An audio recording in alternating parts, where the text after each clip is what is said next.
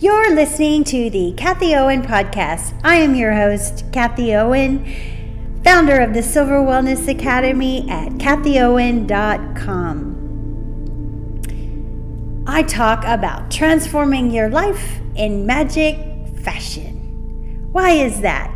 Well, I know your struggle. I have been there. I have been through so much crap. Been through a custody battle that lasted 14 years and my house even being stolen from me. And to this day, I can still smile. Why? Because I transform my life in magic fashion. And today I'm going to talk to you about chapter 2 in A New Earth by Eckhart Tolle. This book totally changed my perspective on 100% of everything, and I started to, number 1, let go of resistance. Number 2, quit playing victim mentality. This will change your life. He even said it in chapter 1. If you listen to my discussion, it's on the previous podcast episode. And so today, let's go into chapter 2. It's called Ego, the Current State of Humanity. He starts off with words, no matter whether they are vocalized and made into sounds or remain unspoken as thoughts, can cast an almost hypnotic spell upon you. All right, right here I'm going to stop because I have been listening to Joseph Rodriguez episodes like crazy lately. And in December of 2020, he is talking about on his podcast, our YouTube channel, he's talking about your 2 gifts, which are words that are your word and your mind.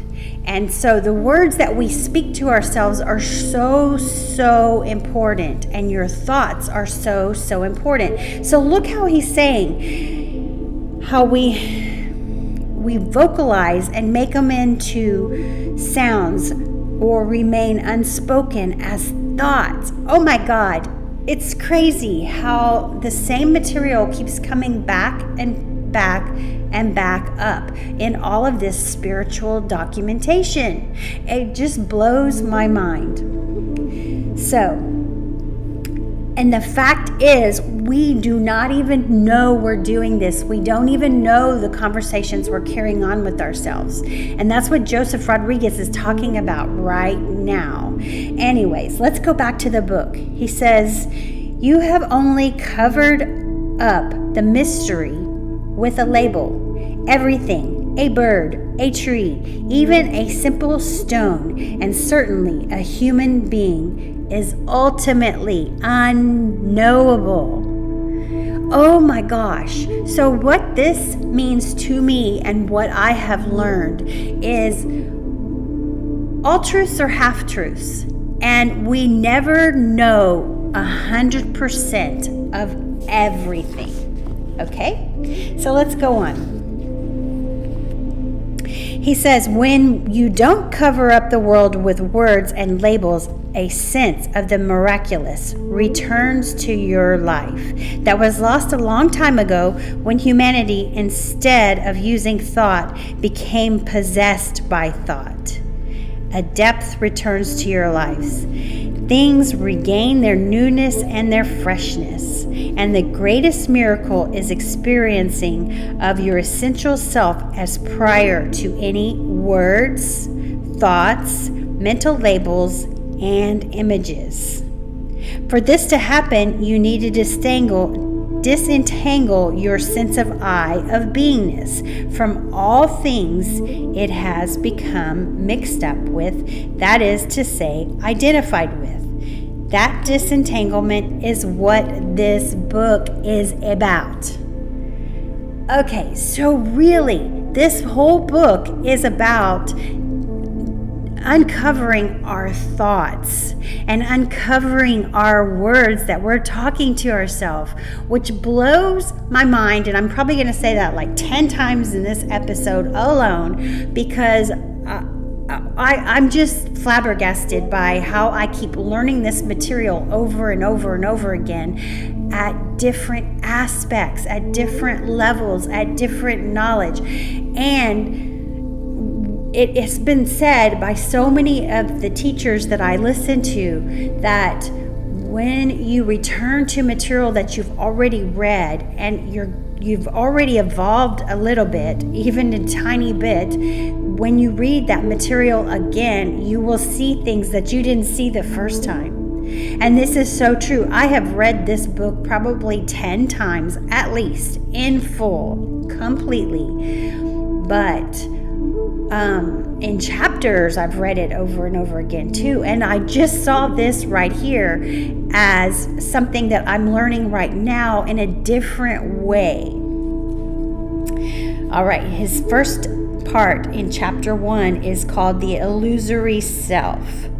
The word I embodies the greatest error and the deepest truth, depending on how it is used. In conventional usage, it is not only one of the most frequently used words in the language, together with the related words me, my, mine, and myself. That cracks me up. Anyways, but also one of the most misleading in normal everyday usage. I embodies the primordial error, a misinterpretation of who you are, an illusory sense of identity. This is the ego. Albert Einstein, who had deep insights not only into the reality of space and time, but also into human nature, referred to as an optical illusion of consciousness. Whoa. He goes on to say, the good news is, if you can recognize illusion as illusion, it dissolves. The recognition of illusion is also its ending. Its survival depends on your mistaking it for reality. Whoa! The voice in the head is another section in this chapter. The first glimpse of awareness came to Eckhart when he was a first-year student at the University of London. He goes on to talk about riding on the subway, running into a woman and who was a teacher, a student, an office worker, a librarian. He wasn't sure what she was, and he never knew the answer to that. He was somewhat taken back by what he had just witnessed. A mature first student at 25, I saw myself as an intellectual in the making, and I was convinced that all the answers to the dilemmas of human existence could be found through the intellect, that is to say, by thinking. I didn't realize yet that thinking without awareness is the main dilemma of human existence. I'm going to reread that. I didn't realize yet that thinking without awareness is the main dilemma of human existence. He goes on to talk about this conversation that he was having, and he says, the predominant underlying emotion behind this woman's thinking seemed to be anger. In my case, it was mostly anxiety. Life isn't as serious as my mind makes it out to be. Okay, I skip down to the next paragraph and he says, life isn't as serious as my mind makes it out to be. So he was having this conversation with this woman on the subway. He was observing her behavior. She was acting out in anger.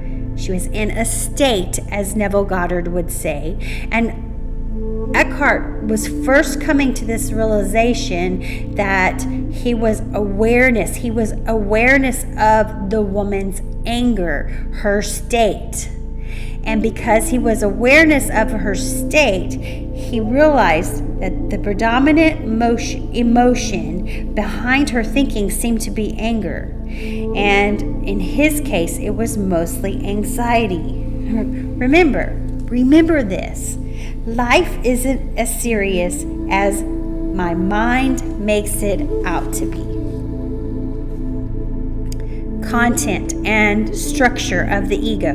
The egoic mind is completely conditioned by the past. Its conditioning is twofold. It consists of content and structure. In the case of a child who cries in deep suffering because his toy has been taken away, the toy represents content. It is interchangeable with any other content, and any other toy or object.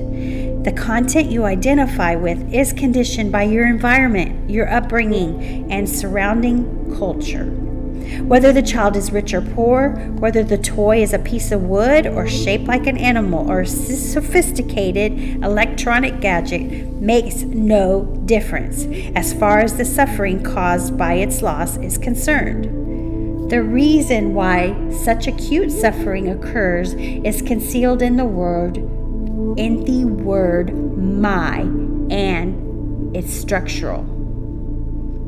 The unconscious compulsion to enhance one's identity through association with an object is built into the very structure of the egoic mind.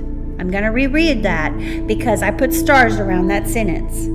The unconscious compulsion to enhance one's identity through association with an object is built into the very structure of the egoic mind.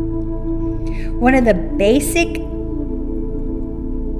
most basic mind structures through which the ego comes into existence is identification. So that was content and structure of the ego. Now we're going to go into identification with things. The people in the advertising industry know very well that in order to sell things that people don't really need, they must convince them that those things will add something to how they see themselves or are seen by others. In other words, add something to their sense of self. You see it in commercials everywhere. I mean, especially, it's December of 2020 right now, especially in Christmas commercials, especially in car commercials, because they're trying to get their year-end inventory out or next year's inventory, 2021, ready to go. And they just show you how great the car is going to make you feel. There's a commercial where this guy and this girl are together, and the guy gives her a puppy, and I guess they're married, whatever, the husband and wife, and it makes her so happy. And it's funny because it's in the snow, and it's so funny because the dog comes when he whistles, and then she's holding the dog, and she goes, well, I have something for you, and she whistles, and here comes this big old truck all through the snow looking like so badass. And there is the sense of identity. You don't really need that truck. The puppy identifies with the need for love and sympathy and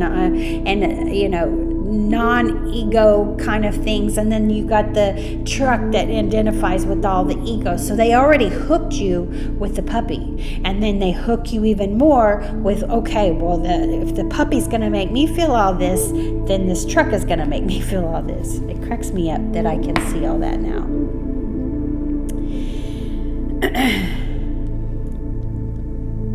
So what kind of things you identify with will vary from person to person according to age, gender, income, social class, fashion, the surrounding culture, and so on. What you identify with is all to do with content, whereas the unconscious compulsion to identify is structural. It is one of the most basic ways in which the egoic mind operates. Remember, this is what the advertising people bank on. It's like they study this so that they can really do this to your mind and have you buy their product. Paradoxically, what keeps the so-called consumer society going is the fact that trying to find yourself through things doesn't work. The ego satisfaction is short-lived, and so you keep looking for more, keep buying, keep consuming. Of course, this physical dimension that our surface selves inhabit, things are a necessary and escapable part of our lives. We need housing, clothes, furniture, tools, transportation. There may also be things in our lives that we value because of their beauty or inherent quality. We need to honor the world of things, not despise it. Each thing has beingness, and the beingness is capitalized. It's a temporary form that has its origin with the formless one life, the source of all things, all bodies, all forms. In most ancient cultures, people believed that everything, even so-called inanimate objects, had an indwelling spirit, and in this respect, they were closer to the truth than we are today. When you live in a world deadened by mental abstraction, you don't sense the aliveness of the universe anymore. Most people don't inhabit a living reality, but a conceptualized one. Oh my gosh, step back and think about that for a second. Because everything that you see is a living being thing. It has beingness in it. And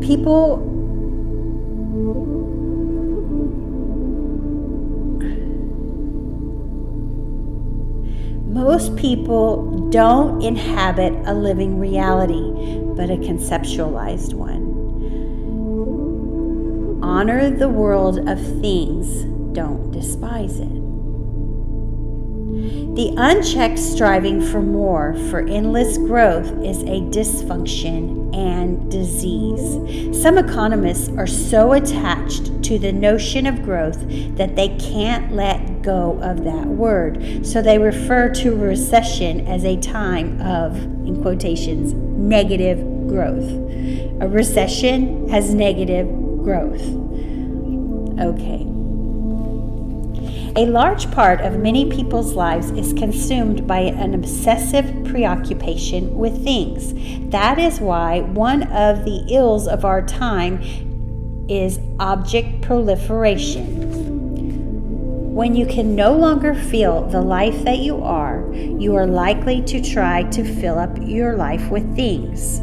As a spiritual practice, I suggest that you investigate your relationship with the world of things through self-observation, and in particular, things that are designated with the word my. You need to be alert and honest to find out, for example, whether your sense of self-worth is bound up by things you possess. Do certain things induce a subtle feeling of importance or superiority? Importance. That is a reality transurfing thing. Oh my gosh. Does the lack of them make you feel inferior to others who would have more than you? Do you casually mention things you own or show them off to increase your sense of worth in someone else's eyes and through them in your own? Do you feel resentful or angry and somehow diminished in your sense of self when someone else has more than you, or when you lose a prized possession? Okay, let's think about the pandemic that's going on in the world right now and how many people were so obsessed with all the things they were losing. I want you to keep that thought in your mind, in the back of your mind, as we read this whole book, because I personally do not look at the pandemic like most people, and I really believe it's because of what I learned in this book. I'll go back to the very beginning of my podcast where I always say, transform your life in magic fashion. It happens because you let go of attachments to things, you let go of resistance, and you quit playing victim mentality. When you hold on to things and you hold on to your attachments to things, when you expect the world to take care of you instead of realizing that the world is always taking care of you, you are going to live in victim mode. I'll repeat that again. If you expect the world to take care of you, and if you resist what is happening to you right now, you will live in victim mode. And the only way out of it is to let go of resistance and quit living in victim. And that is what this book will teach you. You will learn that, whether you want to or not. If you don't want to, you're probably not even listening to my podcast, or I've lost you a long time ago. You probably don't even have this in your reality. If you have this in your reality, you're at least somewhat conscious of it. If you're very aware of it and this is all ringing true for you, then you are highly conscious. You are highly aware. So he goes on to talk about the lost ring, and he's talking about a woman who had lost her ring. And he said that he arrived at her house and she was in a state of great distress and anger. What happened? I asked. Her diamond ring of great monetary as well as sentimental value had disappeared. And she said she was sure it had been stolen by the woman who came to look after her for a few hours every day. She said she didn't understand how anybody could be so callous and heartless as to do this to her. She asked me whether she could confront the woman or whether it would be better to call the police immediately. I said I couldn't tell her what to do, but asked her to find out how important a ring or anything else was at this point in her life. You don't understand, she said. This was my grandmother's ring. I used to wear it every day until I got ill and my hands became too swollen. It's more than just a ring to me. How can I not be upset? The quickness of her response and the anger of her defensiveness in her voice were indications that she had not yet become present enough to look within and to disentangle her reaction from the event and observe them both. Her anger and defensiveness were signs that the ego was still speaking through her. I said, I'm going to ask you a few questions, but instead of answering them now, see if you can find the answers within you. I will pause briefly after each question. When an answer comes, it may not necessarily come in from the words. She said she was ready to listen, and I asked, okay, so think of something you're missing in your life, especially with this pandemic, okay? Think of something that you're missing and see where the parallels lie with this diamond ring and the questions he's asking. Do you realize that you will have to let go of the ring at some point, perhaps quite soon? How much more time do you need before you will be ready to let go of it? Will you become less when you let go of it? Has who you are become diminished by the loss? There were a few minutes of silence after the last question. When she started speaking again, there was a smile on her face and she seemed at peace. The last question made me realize something important. First, I went to my mind for an answer, and my mind said, yes, of course, you have been diminished. Then I asked myself the question again, has who I become been diminished? This time I tried to feel rather than think the answer. And suddenly I can feel my I amness. I have never felt that before. If I can feel that I am so strongly, then who I am hasn't been diminished at all. I can still feel it now, something peaceful but very alive. That is the joy of being, I said. You can only feel it when you get out of your head. Being must be felt. It can't be thought. The ego doesn't know about it because thought is what it consists of. The ring was really yours in your head, and as a thought, you confused with the sense of I am. You thought the I am, or a part of it, was in the ring. Whenever the ego seeks and gets attached to substitutes for the being that it cannot feel, you can value and care for things, but whenever you get attached to them, you will know it's the ego. And you are never really attached to a thing, but to a thought that has I, me, or mine in it. Whenever you completely accept a loss, you go beyond ego, and who you are, the I am, which is consciousness itself, emerges.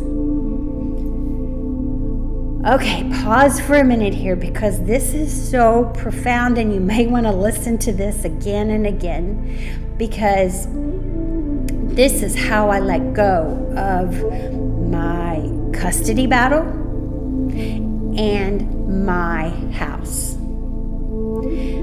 My house was stolen from me. I will include a link in the description box below to the YouTube video about the day I was evicted from my house and what all I went through on it. And mind you, this happened 8 years after I read this book. But I was able to let it go and know that I was going to recoup my losses in another way. And I can tell you without doubt, I recouped my losses in another way. When it comes to my kids, I recoup my losses by becoming in touch with myself on a spiritual level. Therefore, I'm in touch with my children and my loved ones on a spiritual level. With my house, I let go of that, and I found a whole nother opportunity opening up for me. And I also realized I should have let go of my house back when it was probably going to go into foreclosure, before I even met the people who supposedly bought my house from me. So I had a lot of resistance going on in all of those factors, but I let it go, and today I teach people to do this. I teach them how to do this. If I can do it, and it felt like freaking magic. I mean magic. That is why I say this. I can't stress that enough. That is why I say that, because I lost my kids. I did not raise my boys. I did not raise them the way they are. They're awesome young men, do not get me wrong, but they disrespect me, and it is approved by their father. And I would never, ever raise my children to do that. My children, my boys, even, I wouldn't call it disrespect, but they don't have a relationship with anybody in my family because of the way they were raised by their dad, and they were controlled by him, and it was so wrong. But I learned to let that go. I'm not attached to that. That doesn't make me who I am, because who I am is being, is infinite intelligence, is universal source. And even as I say that words, it calms me down, and it makes me realize, I'm not that diamond ring. It doesn't make me that important. It doesn't make me that. We're not going to have that forever. We're not going to have this life forever. Thank God. Okay, so let's go on. He goes on to say, life will give you whatever experience is most helpful for the evolution of your consciousness. How do you know this is the experience you need? Because this is the experience you are having at this moment. So, if you are struggling with something really bad, really troubling, you're labeling it that, first of all, with a word. You're identifying with that state, and then that's the lesson you are to learn at this time. Okay?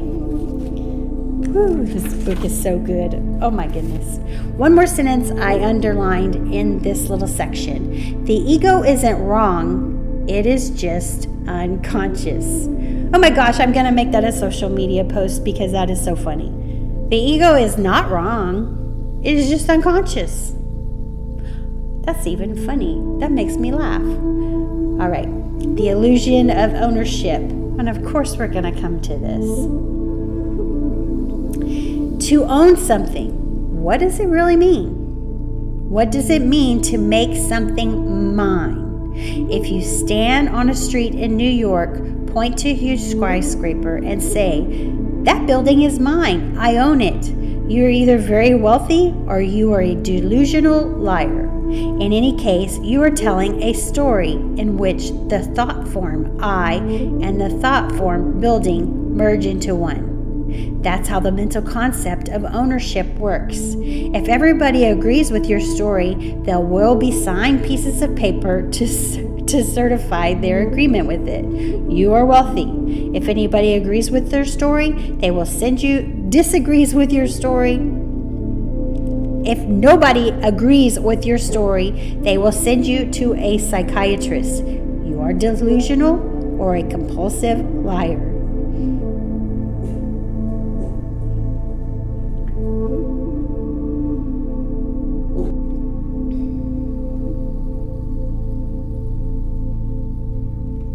He goes on to say, how do you let go of attachment to things? Don't even try. It's impossible. Attachment to things drops away by itself when you no longer seek to find yourself in them. Wanting, the need for more. Unease, restlessness, boredom, anxiety, dissatisfaction are the result of unfulfilled wanting. Wanting is structural, so no amount of content can provide lasting fulfillment as long as that mental structure remains in place. Intense wanting has no specific object, can often be found in the still developing ego of teenagers, some of whom are in a permanent state of negativity and dissatisfaction. Okay, let's go to reality transurfing for just a moment here, because dissatisfaction, unease, restlessness, boredom, all of those are what Vadim Zeland calls the pendulum's favorite dish. A pendulum is just a thought structure that tries to capture your energy. That's all it is. And a thought structure is something that everybody's thinking. For example, in politics, you're either this party or this party. And if you're such and such party, your thoughts are aligned with all of those other thoughts. And then you catch thoughts on the news, you catch thoughts on social media. It goes out of control, and a pendulum can swing really, really hard. But dissatisfaction is one of the favorite dishes of a pendulum. And he's talking about that right here. Intense wanting. Intense wanting is brought about by the effect of a pendulum. A teenager is susceptible to pendulums because they don't have an ego. Their ego is still in the process of being evolved. And they don't have consciousness. Identification with the body. And he goes on to talk about being identified with your body and, being, I'll just read the first paragraph here. Apart from objects, another basic form of identification is with my body. Remember, there's that word my. Firstly, the body is male or female, and so the sense of being a man or a woman takes a significant part of most people's sense of self. Gender becomes identity. Identification with gender is encouraged at an early age, and it forces you into this role, into conditioned patterns of behavior that affects all aspects of your life, not just sexuality. It is a role many people become completely trapped in, even more so in some of the traditional societies than in Western culture, where identification with genders is beginning to lessen somewhat. In some traditional cultures, the worst fate of a woman can have is to be unwed or barren, and for a man to lack sexual potency and not be able to produce children. Life's fulfillment is perceived to be fulfillment of one's gender identity. In the West, it is the physical appearance of the body that contributes greatly to the sense of who you think you are. In its strength or weakness is perceived beauty or ugliness relative to others. For many people, their sense of self-worth is intimately bound with their physical strength, good looks, fitness, and external appearance. Many feel a diminished sense of self-worth because they perceive their body as an ugly or imperfect. Oh my gosh, there he goes again, talking about just the way people are. And this book was written, I think, in 2004. And, gender now has become, in our world today, it has even become they're trying to do away with gender. They're trying to say, he's non-gender. You even have that on your applications. It's crazy. But that's just a pendulum at work. And that's pretty much what he's talking about in this part. Feeling the inner body. Make it a habit to feel the inner body as often as you can. What I call the inner body isn't really the body anymore, but life energy, the bridge between form and formless. After a while, you won't need to close your eyes anymore to feel it. For example, see if you can feel the inner body whenever you listen to someone. It almost seems like a paradox. When you are in touch with the inner body, you're not identified with your body anymore, nor are you identified with your mind. That is to say, you are no longer identified with form, but moving away from identification toward formlessness, which we may also call being. It is your essence identity. Body awareness not only anchors you in the present moment, it is a doorway out of the prison that is the ego. It also strengthens the immune system and the body's ability to heal itself. Make it a habit to feel the inner body as often as you can. Here's one way I like to think about feeling the inner body. Just sit there right now, this minute. It doesn't matter what you're doing. Just sit there and feel the energy that's moving through your body. Feel the blood rushing through your body. Just feel it. If you have high blood pressure or you're really anxious right now, you're going to feel it really, really high. You can also take your hands and put them just about a few inches apart. And you can feel that inner energy in between your hands. You can feel it moving in there. And it is a powerful thing to become aware of it. Make it a habit to become aware of this. Make it a habit to become aware of this. What am I? I am a habit coach. I teach people how to do this. I teach people how to become aware of these things to transform their life in seriously what appears to be magic fashion. Forgetfulness of being is the next session. Ego is always identification with form, seeking yourself and thereby losing yourself in some form. Forms are not just material objects and physical bodies. More fundamental than the external forms, things, and bodies are the thought forms that continuously arise in the field of consciousness. They are energy formations, finer and less dense than physical matter, but they are forms nonetheless. What you may be aware of as a voice in your head that never stops speaking is the stream of incessant and compulsive thinking.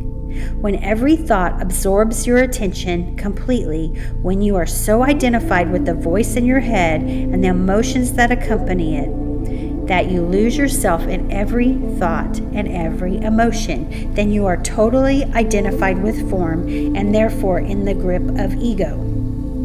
Okay, so that describes anxiety to a T. Ego is a conglomeration of recurring thought forms and conditioned mental emotional patterns that are invested with the sense of I, a sense of self. Ego arises when your sense of beingness of I am, which is formless consciousness, gets mixed up with form. That is the meaning of identification. This is forgetfulness of being, the primary error, the illusion of absolute separateness that turns reality into a nightmare.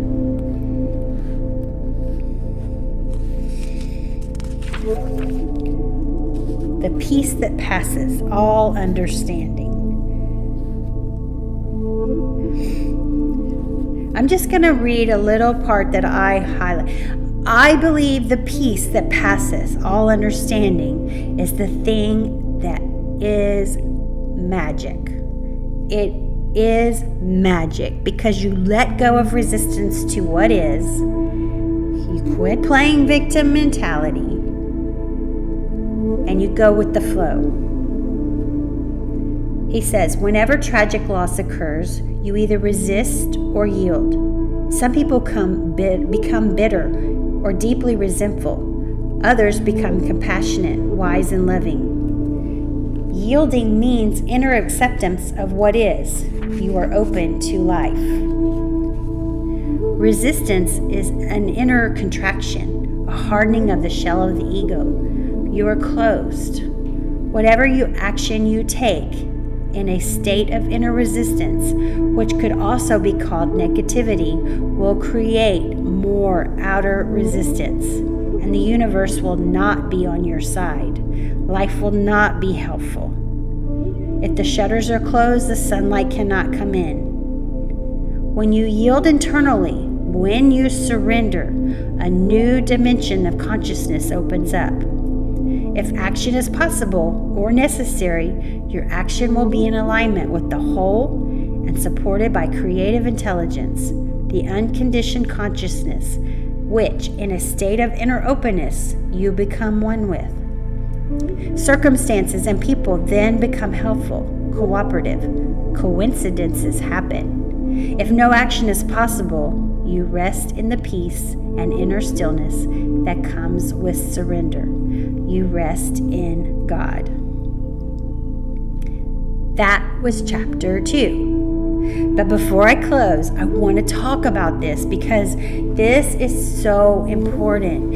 And I want to talk about people who I see holding on to death of a loved one. Okay, me and Eddie watch the ID channel. I should say Eddie does because that's what he likes to watch. And I just listen to it or watch it. And I watch it from a different way than most people do. And I get it. It hurts when you lose a loved one. When I lose my little dog, I am probably going to be really, really upset for weeks. Because I love him. I love him dearly. And if something happens to him, I'm going to be really sad. And I get that. That's okay and that's normal. But when you say words like devastated, I remember my therapist telling me, I told her I was devastated by something. And she said, no, that word is, you put that out there and guess what? You're going to have more devastation. When you do not forgive, you're going to be met with resistance. Forgiveness is key, and you have to forgive everybody. Otherwise, you're just going to live in this vicious cycle of victimhood. You're going to live in the vicious cycle of victimhood. I love how he says this right here. How he says that about coincidences. Coincidences are not coincidences. They are synchronicities. And they happen all the time. Synchronicities happen all the time. They are happening all the time. But we do not see them because we're in a state of resistance. So let me give you an example of somebody who's in a state of resistance who is not going to see the synchronicity involved. Remember back in the day when the airplane people, and I may have talked about this on a podcast episode or YouTube because I talk about this a lot, but remember the airplane tickets that would get sold, and they would pull the people off the plane because they overbooked the plane, and that person was putting up such resistance to leaving the airplane that it ended up in a huge physical battle and a lawsuit later. I get it. You had a ticket and they overbooked the plane. But if you took this view of consciousness, synchronicities, and all of this, you go, okay, this happened. I don't particularly like it, but I'm going to open my mind to this for a moment, and I'm going to just go. I'm being called off the plane. There has to be a bigger reason for it. I'm going. Go off the plane. Go sit in the bar, have a cocktail. You never know. Maybe the person you were supposed to meet is in there, and you just jacked it up by putting up resistance. Think about anything across the board you are doing in your life, and you will see that that is most likely what happened. And when you let go of resistance, you see synchronicities everywhere because you're in line with the present moment. You're in the right state of mind. You're not in an angry state of mind. You let it go and you see. Stress hits in, I get it, but it's like magic. There's no doubt about it. And this is what I teach. This is what I teach my people who read my blog. It's all a habit. It becomes a habit. When you make it a habit, what happens is it becomes an unconscious behavior. What do I mean by that? Well, take a drive to work that you do every single day, or take a drive that you take to the store every single day.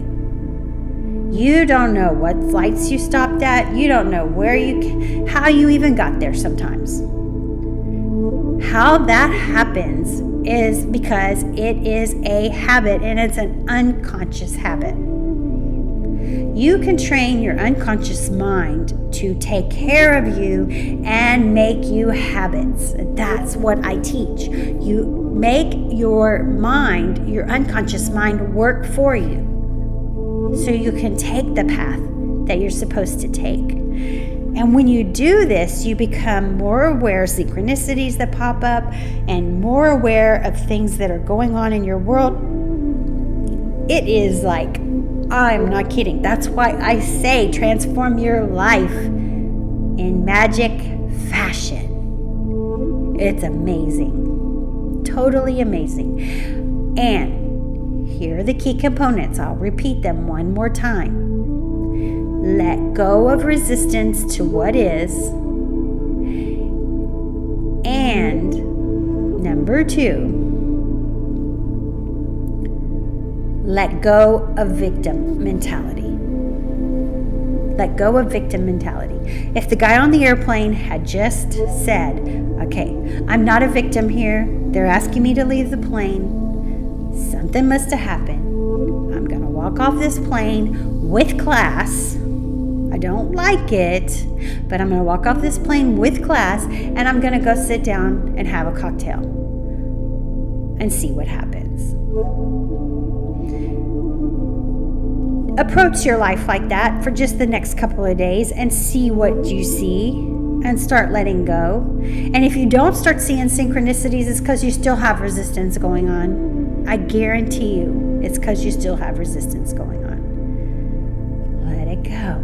The synchronicities I'm talking about are the way that I talk about my relationship with my sons. I don't have a real relationship with my sons that most moms have with their kids, that I would love to have. I'm just not having it in this lifetime.